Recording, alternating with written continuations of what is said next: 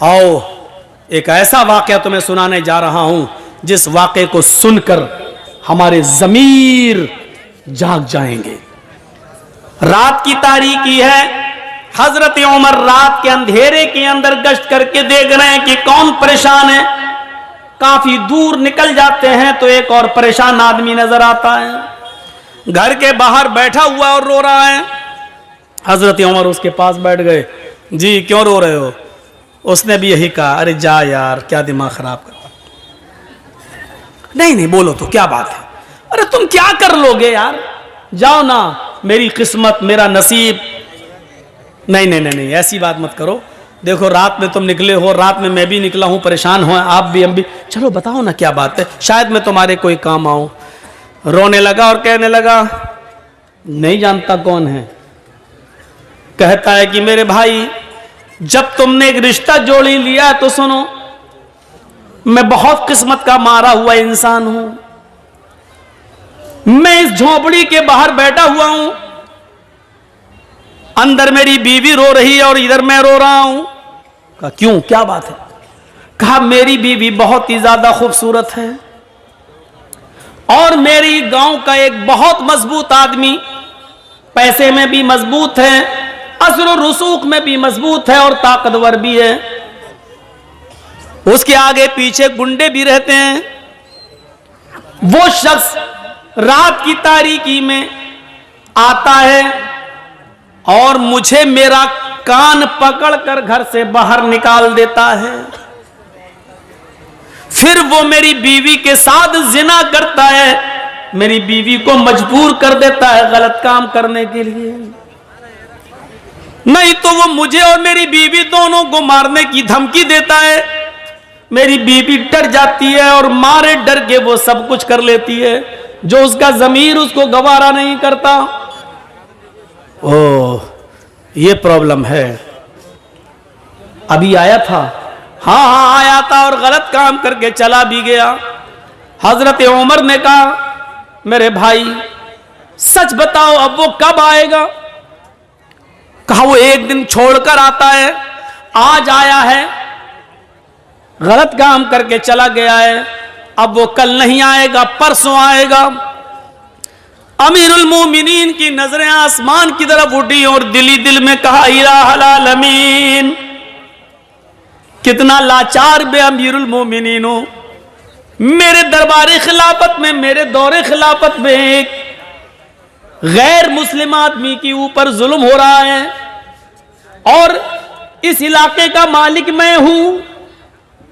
हजरत उमर फारूक का यह वाकया योगी और मोदी दोनों के लिए चैलेंज है।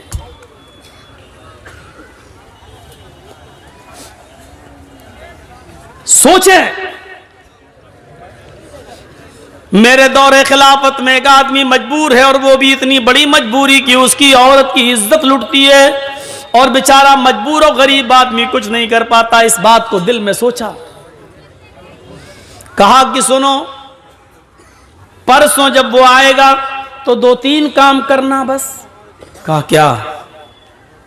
कहा अपनी बीवी से कहना कि जब वो आए और तुम्हारे साथ गलत काम करने का इरादा करे और आ ही जाए तो उससे कहना कि भाई अब तो हमारा और तुम्हारा मामला बहुत करीब हो ही गया है, तुम हमारे दिल में बैठ ही चुके हो और हम तुम्हारे दिल में, तो अब रोजाना नखरे दिखाने से क्या फायदा।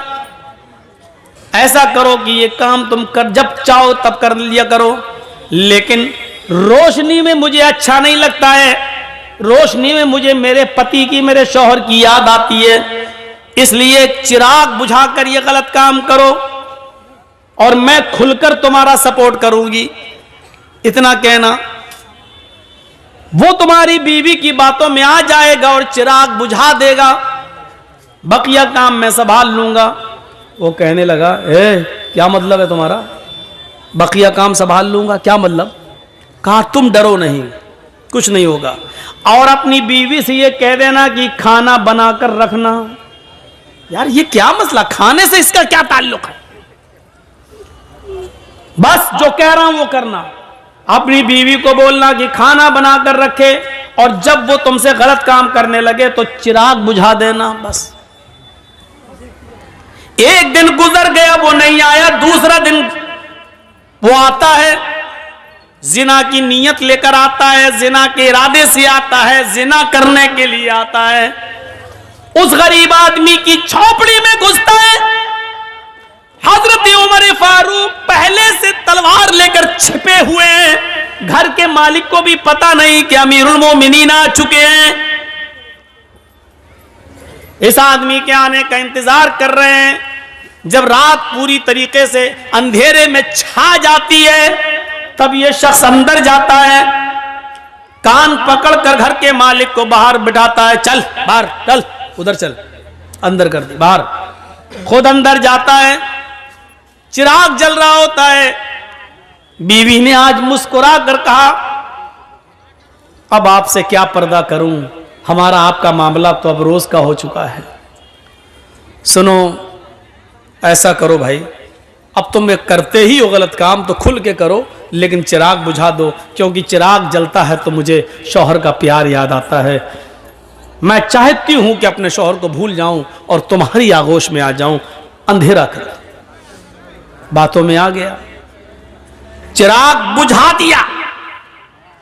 उधर हजरत उमर इस ताक में थे कि गलत काम होने ना पाए, क्योंकि मैं बचाने के लिए आया हूं। जैसे ही चिराग बुझता है, हजरत उमर फारूक उस झोंपड़ी के अंदर घुसते हैं। अब खतरा था कि तलवार अंधेरे में चलाएं तो ऐसा ना हो कि आदमी की जगह पर, जानी की जगह पर इस गरीब आदमी की बीवी की गर्दन पर कहीं तलवार न चल जाए। इसलिए कुछ बोलना था। हजरत उमर अंदर घुसे और खांसे। वो समझा कि इसका पति आ गया अंदर, और उसने कहा अभी भाग, चल, अभी तो कुछ हुआ ही नहीं, तू आ गया, भाग। इसी आवाज को सुनना था हजरत उमर फारूक को। हजरत उमर फारूक ने देख लिया कि आवाज किस सिमत से आ रही है। उसी वक्त उसके सर को पकड़ लिया। जैसे ही उसके सर को पकड़ा और बाल पकड़ के खींचा, तो उसके बाल भी लंबे लंबे थे। अब यह शक हुआ कि कहीं औरत के बाल तो नहीं है।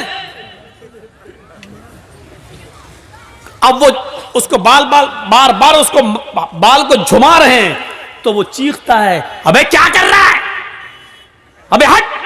समझ गए कि यही है। फौरन बाल पकड़ के गिराया, मारी एक तलवार। जिंदगी का रिकॉर्ड है, हजरत उमर ने जब भी किसी को कत्ल किया, दोबारा तलवार चलाने की नौबत नहीं आई। एक ही वार में गर्दन तन से जुदा हो जाती थी। अंधेरे में भी तलवार मारी तो गर्दन अलग पड़ी हुई है, तन अलग है, तड़पने लगा। कहा मेरी बहन जल्दी से चिराग जलाओ। चिराग जलाया। हजरत उमर ने चेहरा देखा, मुस्कुराहट आई। कहा अल्हम्दुलिल्लाहि रब्बिल आलमीन। घर का मालिक अंदर आ गया, कहने लगा है बड़ा अजीब मामला है। किसी मरे हुए आदमी को देखकर इन्ना लिल्लाह पढ़ा जाता है मुसलमानों में, और यह अल्हम्दुलिल्लाह पढ़ रहा है, मामला क्या है? कहा मेरी बहन जल्दी से चिराग जलाओ। चिराग जलाया गया। शक्ल देगी तो कहा अल्हम्दुलिल्लाहि रब्बिल आलमीन। इधर आओ मेरे भाई, अंदर क्या बाहर क्या खड़े हो, तुम्हारा काम हो गया है। हैं?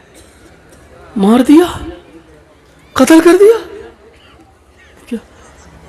अरे अगर यह अमीरुल मोमिनीन को, उमर को पता चल गया तो मुझे भी कत्ल कर दिया जाएगा। ये तुमने क्या किया? एक और मुसीबत तुमने हमारे लिए खड़ी कर दी। हजरत उमर ने मुस्कुराते हुए कहा पहले खाना लगाओ।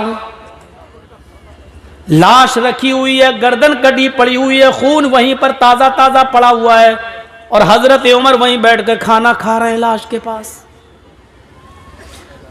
वो यहूदी बार बार देख रहा है कि ये कौन सी दुनिया का आदमी है, लाश के पास तो खाने की हिम्मत नहीं पड़ती और ये खा रहा है। और ये मुसलमान भी है। मुसलमान तो किसी के मरने के बाद इन्ना लिल्लाह पढ़ते ही अल्हम्दुलिल्लाह पढ़ रहा है।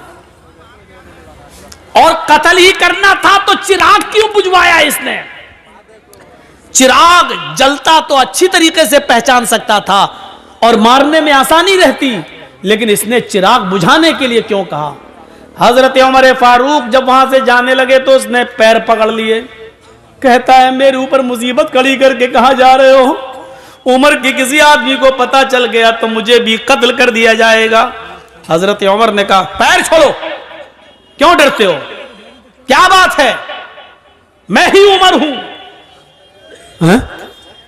हां मैं ही उमर हूं। मैं सिर्फ मुसलमानों का अमीर नहीं हूं, गैर मुस्लिमों की परेशानियों को दूर करना भी हमारी जिम्मेदारी है। हमारे हुदूद में आते हो तुम, हमारे भी आदमी आएंगे, इस डेड बॉडी को उठा के ले जाएंगे, आपको घबराने की जरूरत नहीं है। अब उसकी जान में जान आई। हजरत उमर जाने लगे तो कहा कि जाऊं? उसने कहा जा रहे हो, लेकिन 2-3 बातें अगर बता सकते हो तो बता दो। कहा क्या?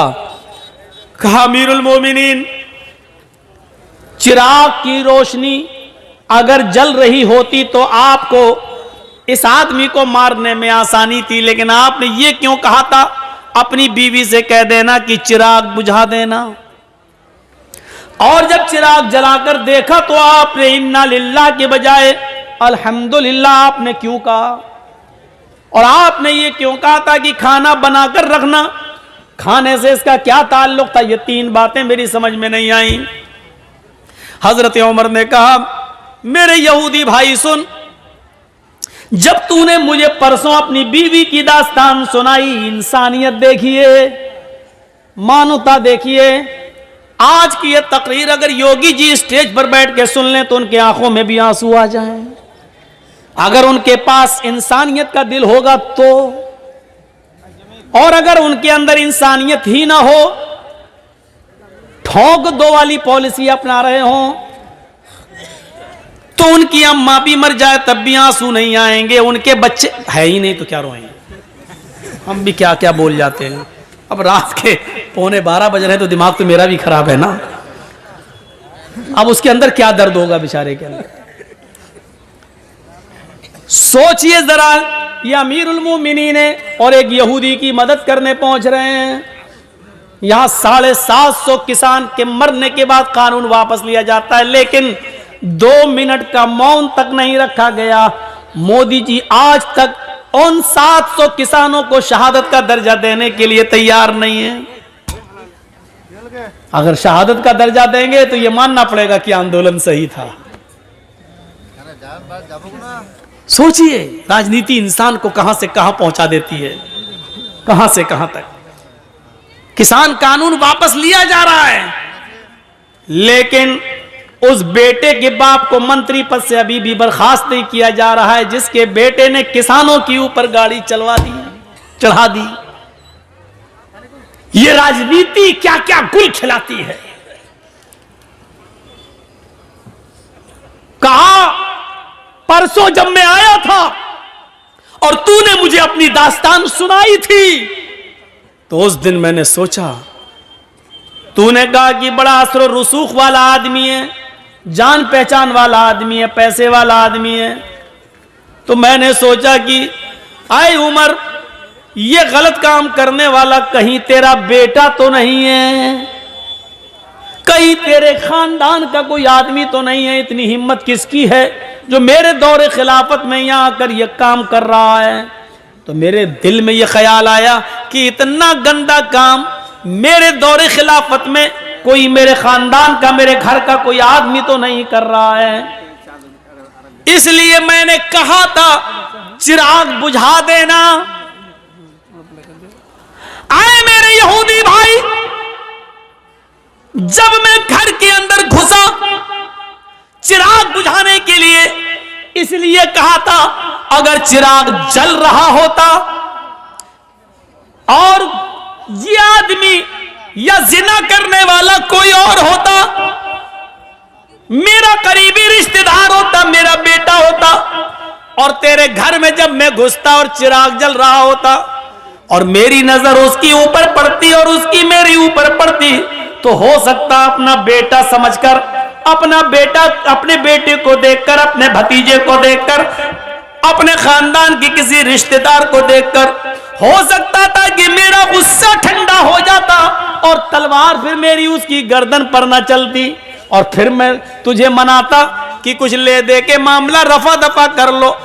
इसलिए मैंने चिराग बुझाने के लिए कह दिया था ताकि ना मैं शक्ल देखूंगा ना उसकी शक्ल मुझे दिखेगी, तो तलवार चलाने में आसानी होगी।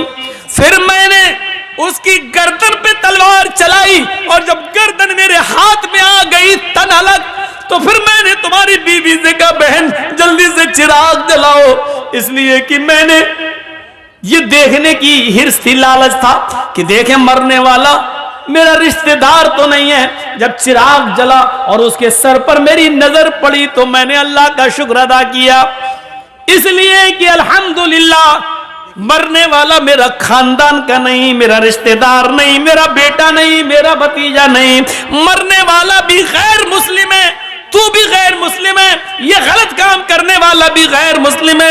इस पर मैंने अल्हम्दुलिल्लाह रब्बिल आलमीन पढ़ा। तमाम तारीफें अल्लाह के लिए हैं जिसने जो दोनों जहान का पालनहार है, इसलिए मैंने अल्हम्दुलिल्लाह पढ़ा है कि मरने वाला मेरे खानदान का नहीं है। उसने कहा अच्छा खाना बनाने के लिए क्यों कहा? कहा जब तूने परसों मुझे ये दास्तान सुनाई तो उसी दिन मैंने कसम खा ली, उमर तेरे दौरे खिलाफत में यह आदमी परेशान है और तू आराम से कैसे खाना खा सकता है, तू कैसे पानी पी सकता है, तू मौज मस्ती के साथ कैसे रह सकता है। आए उमर, उस वक्त तक तेरे ऊपर खाना हराम है जब तक कि उस आदमी के लिए खाने के लिए रास्ता हमवार न कर देगा, जब तक कि इस आदमी को मारकर और उस आदमी को नजात देकर जब तक मैं फारिग न हो जाऊं तब तक मैं खाना नहीं खाऊंगा। मैं परसों से भूखा हूं, कल दिन भर नहीं खाया, आज दिन भर नहीं खाया। जिंदा रहने के लिए मैंने 1-2 खजूरें खाई और पानी पिया। मेरे दिल में यह था कि जब तक तुझे इस मुसीबत से नजात न दिला दूं, तुम्हारे लिए खाने पीने का रास्ता हमवार न कर दूं। जब तुम चैन से नहीं खा पा रहे हो तो मैं चैन से कैसे खाऊं? जब तुम चैन से बैठ नहीं पा रहे हो तो मैं चैन से कैसे बैठूं? इसलिए मैंने खाना नहीं खाया था। अल्हम्दुलिल्लाह आज मैंने पेट भर के खाना खाया। हजरत उमर ने जब अपना कान नीचे किया, खौला बिन्ते सालबा ने कुछ भी कहा, पता नहीं चल सका कि वो क्या कहा। खौला बिन्ते सालबा ने उमर के कान में कुछ कहा, लेकिन क्या कहा ना उमर ने बताया, ना आज तक किसी को पता चला। लेकिन सहाबा ने उमर फारूक को बड़े ताने दिए। अमीरुल मोमिनीन होकर एक मामूली औरत के सामने झुक गए। अरे वो आपके दरबार में आती है, किसी को भेजती, आपके घोड़े को रोका और आपने रोक लिया, उसने आपको बुलाया और आप चले गए। उसने कहा झुक, आप झुककर उसकी बात को सुनने लगे। तो हजरत उमर फारूक ने जो जवाब दिया, नौजवानों उस जवाब को सुनो। हजरत उमर फारूक ने कहा, आए मेरे साथियों, मेरा दिल भी कर रहा था कि इस औरत की बात न सुने, मैं अपने घर जाऊं और इसको जरूरत हो तो मेरे घर आए, किसी को भेजे। लेकिन मैं उतरा, मैं इसके पास गया, इसने कहा कान नीचे कर, मैंने कान नीचे किया। आए साथियों, मैं उस औरत की गुफ्तगू को कैसे न सुनता, उस औरत की बात को कैसे न सुनता जिसकी बात और जिसकी जबान से निकलने वाले लफ्जों को और जिसकी जबान से निकलने वाले अल्फाज को अल्लाह भी नहीं काट सका। अल्लाह ने भी जिसकी बात को रद्द नहीं किया और रिजेक्ट नहीं किया। ये वो औरत है अल्लाह से डरने वाली, ये वो औरत है, ये तकवा अख्तियार करने वाली वो औरत है जिसकी तकवे की बुनियाद पर अल्लाह ने अर्श पर बैठकर, कुर्सी पर बैठकर इसकी गुफ्तगू को सुना है। जिस औरत की गुफ्तगू को आसमानों वाला रिजेक्ट न करता हो, उमर में इतनी हिम्मत नहीं है कि उसकी बात न सुने और बात सुनकर उसकी बात को पूरा न करे। जिसकी बात अर्श वाले ने सुनी हो, उसकी बात को मैं कैसे काट सकता हूं? ये बुजुर्गी तकवे की बुनियाद पर मिलती है। कोई बड़ा और कोई छोटा नहीं है, हम सब, कोई भी कास्ट और कोई भी कौम, सब बराबर है। अगर किसी को बड़ा कहा जा सकता है तो सिर्फ तकवे की बुनियाद पर। जो अल्लाह से सबसे जितना ज्यादा डरेगा वो अल्लाह की नजर में उतना ही ज्यादा बड़ा होगा। मेरे भाइयों, इस चीज को हमें समझने की जरूरत है और कोशिश करनी चाहिए। या अय्युहन्नास इन्ना खलकनाकुम मिन ज़करिन व उन्सा व जअलनाकुम शुऊबन व क़बाइला लितअरफू इन्ना अक्रमकुम इंदल्लाहि अत्क़ाकुम। अल्लाह फरमाता है कुरान करीम के अंदर है संपूर्ण जगत की मानव जाति है, सारी दुनिया के इंसानों, हमने तुमको एक मर्द और एक औरत से पैदा किया है। तुम्हारा बाप एक है, तुम्हारी माँ एक है। आए लोगों, तुम में कोई बड़ा नहीं, कोई छोटा नहीं। इन्ना अकरमकुम इंदल्लाहि अत्क़ाकुम। तुम में सबसे बड़ा वो है जो अल्लाह से सबसे ज्यादा डरता है, जो अल्लाह से सबसे ज्यादा खौफ खाता है। यहां पर आने के बाद अब हमें गौर करना चाहिए। आइए कुरान करीम की एक आयत और आपके सामने पेश करता हूं, उससे आप अंदाजा लगाइए। किसी से दुश्मनी हो सकती है, आपने मेरा हक मारा है, हमने आपका हक मारा है, आप हमारे दुश्मन, हम आपके दुश्मन, हो सकता है। गैर मुस्लिमों से भी दुश्मनी हो सकती है किसी भी बात पर, लेकिन अल्लाह ने कहा दुश्मनी चाहे जितनी हो, लेकिन दुश्मनी का तकाजा यह नहीं है कि आप अदल और इंसाफ करना छोड़ देंगे और सच्ची बात करना छोड़ देंगे और फैसला करते वक्त आप ये देखेंगे कि जर्जीस मुसलमान है तो फैसला मुसलमान के हक में किया जाए, या हिंदू ये देखेगा कि मेरा आदमी ये है कि मैं इसके हक में फैसला कर दूं। नहीं, कुरान करीम ने यहां क्या कहा है और क्या तालीम दी है उसको देखिए। और एक दो वाकयात। वला यजरिमन्नकुम शनआन कौमिन अला अल्ला तअदिलू इअदिलू हुवा अक़रबु लित्तक़वा। ये कुरान की आयत है, मैं कोई लैला मजनू की कहानी नहीं सुना रहा हूं। सुनिए कुरान करीम की इस आयत ने हमें कितना जबरदस्त हुक्म दिया है। वला यजरिमन्नकुम शनआन कौमिन, किसी भी कौम की दुश्मनी तुम्हें इस बात पर मजबूर न कर दे कि अल्लाह तादिलू, कि तुम उनके दरमियान इंसाफ न कर सको, न्याय न कर सको, न्याय न कर सको, अदल और इंसाफ न कर सको। अगर इस बात पर मजबूर कर दिया तो समझ लो कि आप मोमिन नहीं हैं, मुसलमान हैं और सामने मेरा दुश्मन है और जर्जीस साहब जज हैं, जज की कुर्सी पर बैठे हैं, मुसलमान हैं, जज हैं, लेकिन मेरी किसी से दुश्मनी है और इत्तेफाक से उसी का मुकदमा मेरी अदालत में आ गया है। अब जर्जीस साहब अपनी दुश्मनी निभाना चाहते हैं कि ठीक है, जिसके साथ इसका मुकदमा चलना, फैसला इसके खिलाफ सुनाऊंगा, चाहे वो कितना बड़ा ईमानदार हो, चाहे वो कितना बड़ा हक पर हो, लेकिन जर्जीस साहब अब अपनी दुश्मनी निभा रहे हैं। नहीं साहब, जमीन का झगड़ा है, ठीक है, हम कुछ ना कुछ कानूनी पॉइंट निकाल कर इसको दे देंगे, इसको नहीं देंगे। जैसे हुआ है सुप्रीम कोर्ट तक में हुआ है। 1949 तक मस्जिद थी, कोर्ट मान रही है। 1949 तक नमाज पढ़ी जाती थी, कोर्ट ये भी मान रही है। मुसलमानों ने मंदिर तोड़कर ये मस्जिद नहीं बनाई।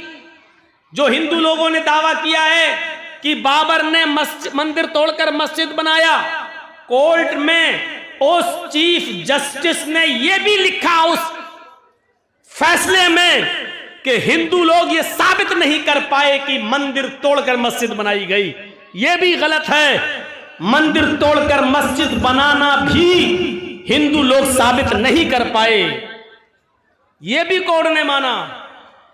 और इतने लंबे चौड़े फैसले में ये सारी बातें मानने के बाद फिर कहा, चूंकि ये किसी की आस्था का विषय है, चारों तरफ वहां मंदिर ही मंदिर है, अगर वहां मस्जिद बन जाती है तो भजन और गानों की आवाजों की वजह से वहां हिंदू और मुस्लिम झगड़े होते रहेंगे बराबर। कभी इनके भजन की आवाज, कभी इनके माइकों की आवाज, कभी अल्लाहू अकबर की आवाज और कभी उधर मंत्रों की आवाज। लिहाजा ये लड़ाई और झगड़े के सौदे बनते रहेंगे और ये झगड़े का एक बुनियाद बनेगी। लिहाजा इस जगह को हिंदुओं को दी जाती है कि वो अपना मंदिर बनाएं और उस मस्जिद को जो तोड़ी गई है और शहीद की गई है, उस मस्जिद को बनाने के लिए मुसलमानों को उसी अयोध्या में दूसरी जगह 5 एकड़ जमीन दे दी जाती है ताकि वहां जाकर वो मस्जिद बना ले। ये फैसला हुआ है। अब आप अंदाजा लगाइए, क्या ये अदल और इंसाफ है? क्या ये न्याय है? जो दावे तुम्हारे थे कि मंदिर तोड़कर मस्जिद बनाई गई, क्या तुम इस बात को साबित कर पाए? नहीं। मुसलमानों ने यह साबित किया कि 1949 तक नमाज पढ़ी जाती रही। मुसलमानों ने यह साबित किया कि 1949 तक वो मस्जिद रही। मुसलमानों ने यह साबित किया कि वो मस्जिद थी और उसको तोड़ा गया और शहीद किया गया। लेकिन प्यारे साथियों, इसके बावजूद फैसला क्या होता है? इसी को कुरान कह रहा है, वला यजरिमन्नकुम शनानु कौमिन अला अल्ला तादिलू। लोगों, आए मुसलमानों, तुम ऐसा मत करना, आए मुसलमानों तुम ऐसा मत करना कि किसी कौम की दुश्मनी तुम्हें इस बात पर मजबूर कर दे कि तुम उसके साथ इंसाफ की बात न कर सको, अदल की बात न कर सको, इंसाफ न कर सको। अदल होना चाहिए, अदल। आइए मैं आपको एक वाकया सुनाता हूं, जबरदस्त वाकया। हजरत अली रजी अल्लाह ताला अन्हु की जिरा खो जाती है। हजरत अली रजी अल्लाह ताला अन्हु की जिरा जानते हैं? नहीं जानते होंगे तो ऐसे बता दूं, लोहे की एक चादर नुमा कोई चीज़ होती थी जिसको गले में ऐसे डाल लिया जाता था और नीचे तक बनी होती थी ताकि जंग में जब लड़ें और काफिरों के जब तीर आए तो मेरे जिस्म पर न लगे, उस लोहे की जिरा पर आए तो हमारे सीने में और हमारी पीठ पर न लगे बल्कि उस जिरा से टकरा जाए। तो उसको पहन लिया जाता था। हमारे यहाँ उसकी दूसरी शक्ल होती है क्या, ब्लड प्रूफ जैकेट। वो जिरा थी। हजरत अली की वो जिरा खो गई।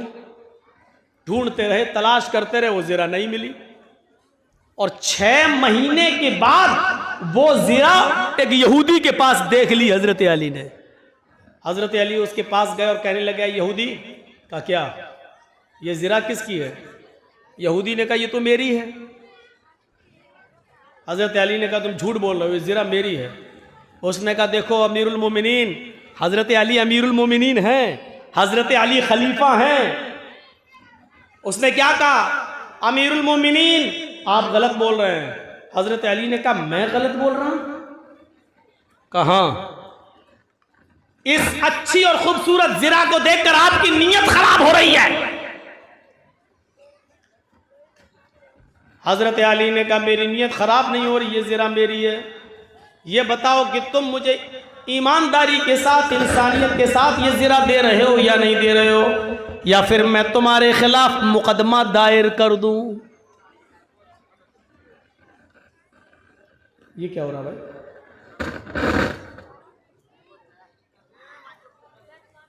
तो उस यहूदी ने क्या कहा, अमीरुल मोमिनीन आप शौक से मुकदमा दायर कर सकते हैं, अगर आपको ये जिरा लेना तो अदालत में साबित करो कि ये जिरा आपकी है। यहूदी को भी पता नहीं क्या था कि वो देखना चाह रहा था कि हजरत अली देखें अपना हुक्म चला कर लेते हैं या कानून इनके लिए भी है। इनकी किताब कुरान कहती है तो क्या वो खुद उस पर अमल भी करते हैं या नहीं करते हैं? हजरत अली ने मुकदमा दायर कर दिया कि मेरी जिरा खो गई है और वो जिरा मैंने एक यहूदी के पास 6 महीने के बाद देखी है, लिहाजा उस यहूदी से वो जिरा मुझे दिलवाई जाए। और ये फैक्ट है, ये हकीकत है कि वो जिरा अली की थी। अली कैसे झूठ बोलेंगे, उन्हीं की थी। ले ली, मुकदमा दायर हो गया।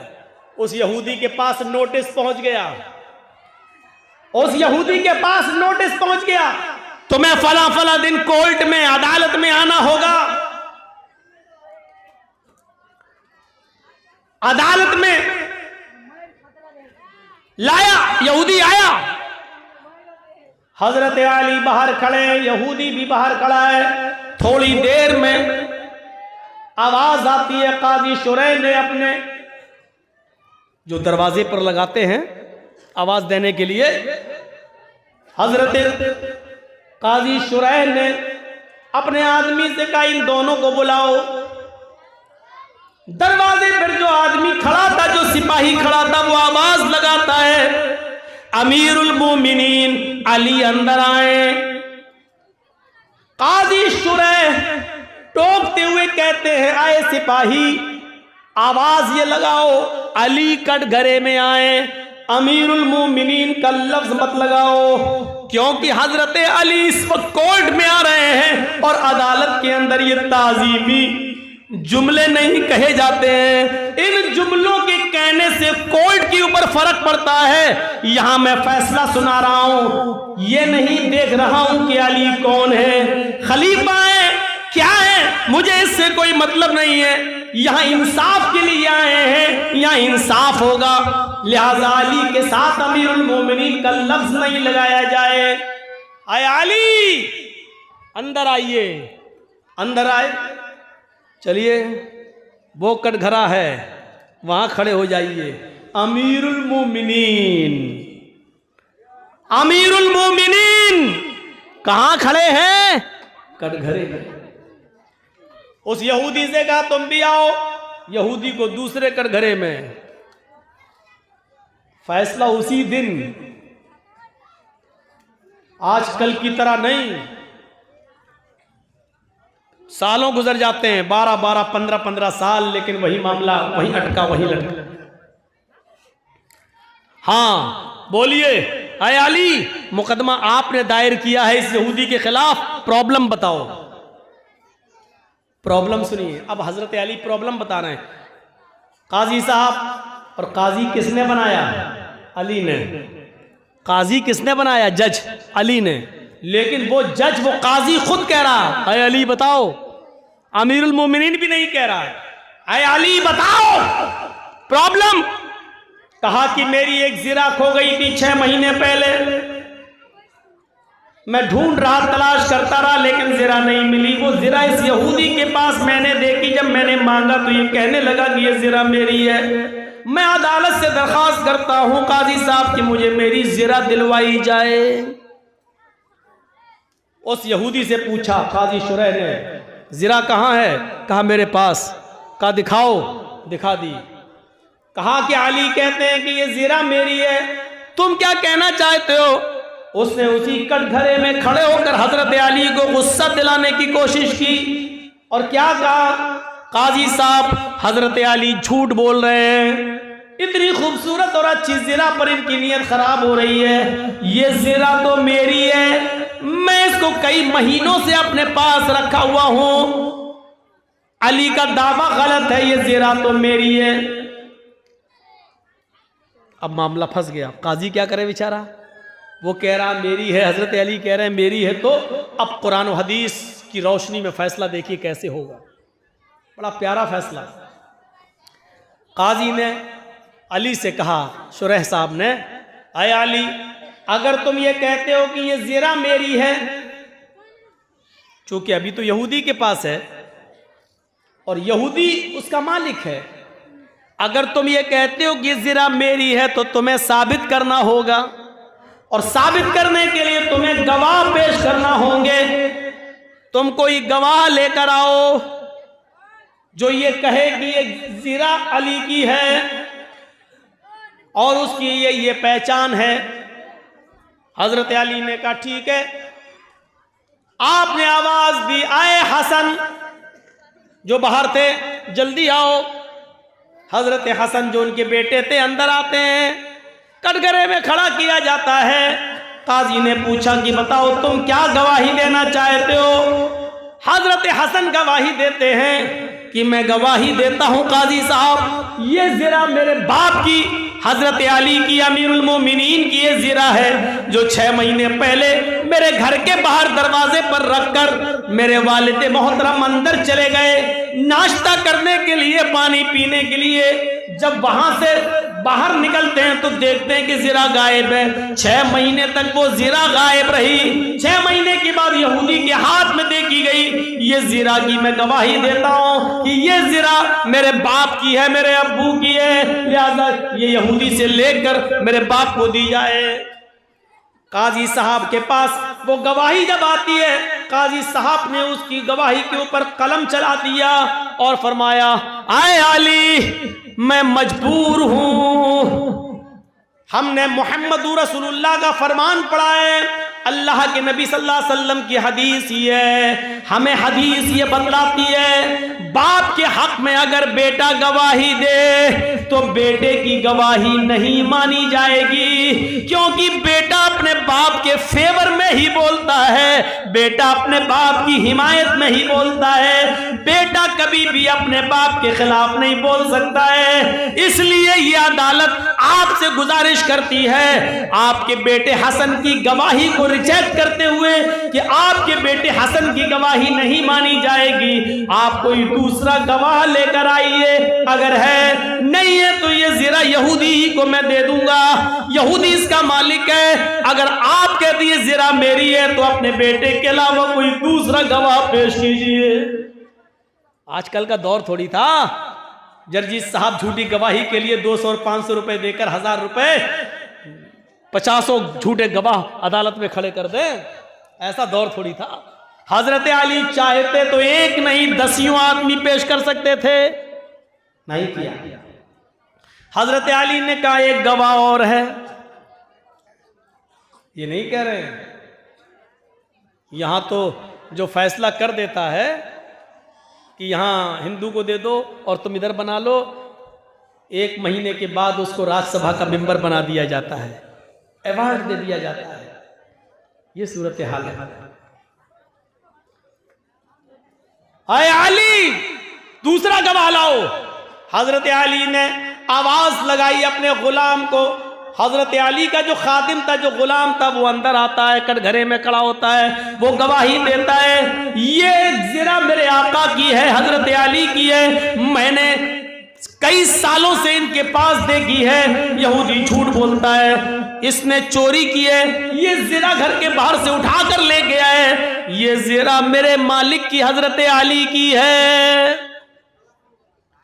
काजी साहब के पास जब वो गवाही आती है, काजी साहब ने कहा, आए अली, इंतहाई अफसोस के साथ मुझे ये कहना पड़ रहा है, मालिक के हक में गुलाम की गवाही भी काबिल कबूल नहीं है। गुलाम चूंकि अपने मालिक के एहसान के नीचे दबा होता है, वो खरीद कर लाया जाता है, इसलिए अपने मालिक के खिलाफ नहीं बोलता। उसको डर लगता है कि अगर मालिक के खिलाफ बोलेंगे तो कोड़े पड़ेंगे, घर जाकर मेरा मालिक मुझे मारेगा, इसलिए मालिक के हक में गुलाम की गवाही भी शरीयत कहती है कि वो काबिल कबूल नहीं है, लिहाजा आपके गुलाम की गवाही भी नहीं मानी जाएगी। कोई और गवाह हो तो पेश करो। अमीरुल मोमिनीन चौथे खलीफा हैं, बरवक्त खलीफा मौजूद हैं, अदालत भरी पड़ी है यहूदियों से, ईसाइयों से और मुसलमानों से। अमीरुल मोमिनीन की गवाहियां रिजेक्ट की जा रही हैं। हजरत अली का बनाया हुआ जज खुद हजरत अली की गवाहियां रिजेक्ट कर रहा है। जरा तसव्वुर करो अदल कैसा, इंसाफ कैसा, जरा तसव्वुर करिए। इस इंसाफ को देखकर कभी महात्मा गांधी ने कहा था, ऐसा अदल और ऐसा न्याय और इंसाफ अगर भारत के अंदर कायम हो जाए तो भारत अमन और शांति की चिड़िया बन जाए, इसके अंदर कभी खून और खराबा ना हो, अमन और शांति का गहवारा बन जाए। ये मुल्क ऐसे ही अदल और इंसाफ की वजह से, मेरे भाइयों, आप अंदाजा लगा सकते हैं, ऐसी अदल और इंसाफ की वजह से लोग इस्लाम के दायरे में दाखिल होते चले गए। हजरत अली, दूसरा गवाह कोई है? हजरत अली ने कहा, काजी साहब, अफसोस के साथ मुझे कहना पड़ रहा है कि मेरी दोनों गवाहियों को आपने रिजेक्ट कर दिया। मेरे बेटे और मेरे गुलाम के अलावा मेरे पास अब तीसरा कोई गवाह नहीं है जिसने मेरी जीरा को देखा हो और वो देखकर पहचान भी सके, देखे तो बहुत से लोग हैं, लेकिन उसकी जो पहचान इन दोनों को मालूम है वो किसी और को नहीं मालूम है। देखी होगी, लेकिन वो ये नहीं कह सकता कि अली ही की है या किसी और की, मैं कैसे जानूं? मेरे पास और कोई तीसरा गवाह नहीं है। जानते हो अब अदालत क्या फैसला सुनाती है? भरी अदालत में अमीरुल मोमिनीन के खिलाफ फैसला सुनाया जा रहा है। काजी शुरह कहते हैं, आए यहूदी, इस जिरा के मालिक तुम हो, क्योंकि ये जिरा तुम्हारी है, तुम्हारे पास है और तुम अपने पास इसको रखते हो। हजरत अली इस जिरा को अपनी बता रहे थे, लेकिन अली इस जिरा को अपनी बताने के लिए दो गवाह नहीं पेश कर सके हैं, लिहाजा इस जिरा को तुम्हें दिया जा रहा है। इस जिरा के मालिक तुम हो, जाओ, आज के बाद ये जिरा तुमसे हजरत अली नहीं मांग सकते।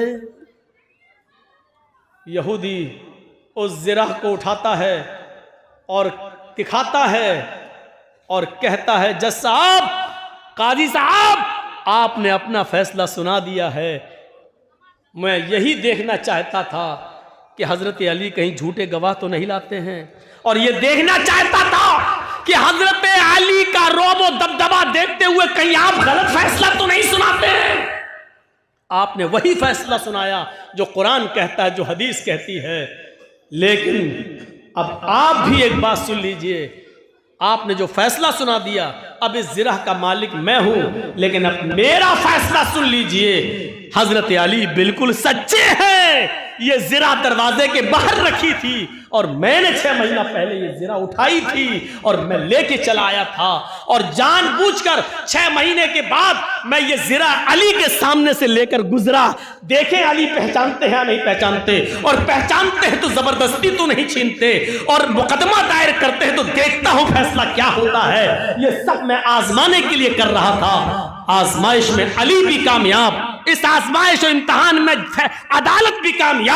लिहाजा इस कामयाब अदालत का फैसला और अली की ईमानदारी को देखते हुए अब मेरा फैसला यह है कि ये जिरा अली को दे रहा हूं, और जिसने आपको और अली को यह फैसला करने पर और फैसला मानने पर मजबूर किया है, उस मजहब से मैं भी अपना रिश्ता जोड़ रहा हूं। अशहदु अल्ला इलाहा इल्लल्लाह व अशहदु अन्ना मुहम्मदन अब्दुहु व रसूलुहु। ये कलमा पढ़कर वो यहूदी इस्लाम की आगोश में और इस्लाम की गोद में आ जाता है। मेरे भाइयों, ये अदल हुआ करते थे।